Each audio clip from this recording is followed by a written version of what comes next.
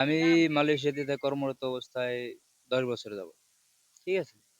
১০ বছর থাকা কাজ-কাম মোটামুটি বেশ ভালোই করতেছিলাম। তো লাস্ট পর্যায়ে আমি রাস্তা ভুল করে চলে যাই সিঙ্গাপুর ইমিগ্রেশনের সামনে। তো আমি ওইখানে রাস্তা ভুল করে যাওয়ার পর সিঙ্গাপুর চেকপোস্টের সামনে একজন অফিসারের দ্বারস্থ হই। তার কাছে আমি জিজ্ঞাসা করি এখান থেকে বের হবো কিভাবে? তো তিনি আমার কাছে পাসপোর্ট ভিসা চাইলেন। দিতে পারলাম না। এরপর আমাকে ইমিগ্রেশনের হাতে হ্যান্ড ওভার করার পর বাংলাদেশ দূতাবাসে ইনফর্ম করলেন। ইনফর্ম করার পর আমার নামে কেস ফাইল হইলো। কেস ফাইল হওয়ার পরে আমার সাজা হয়েছে আপনার ৮০ দিন।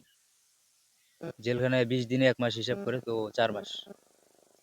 জেল শেষ করার পরে আমাকে ইমিগ্রেশন আবার ফেরত নিয়ে যাওয়া হলো আপনার ইমিগ্রেশন ডিপোতে। ডিপোতে সেখানে আপনার আরো ৮০ দিন টাকা লাগছে। ৮০ দিনের ভিতরে বাংলাদেশ এম্বাসির সাথে আমার যোগাযোগ হয়েছে একবার মাত্র।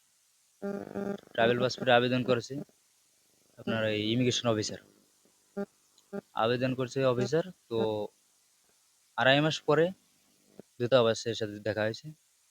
দেখা হওয়ার পরে আমি ঠিকানা দিয়ে দিই আমার। ঠিকানা দিলে তো উনি ওই স্যারটা ইউনোকে ইনফর্ম করে মির্জাপুর উপজেলায়।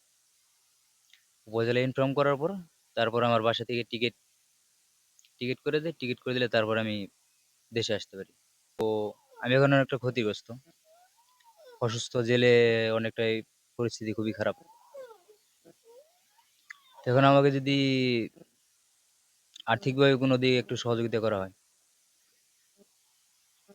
সচ্ছলভাবে কোনো একটা ব্যবসা-বাণিজ্য করার জন্য কিছু লোন, সরকারিভাবে যদি আমাকে একটা লোন ব্যবস্থা করে দেওয়া হয়, তাহলে আমি একটা ব্যবসা-বাণিজ্য করতে পারব।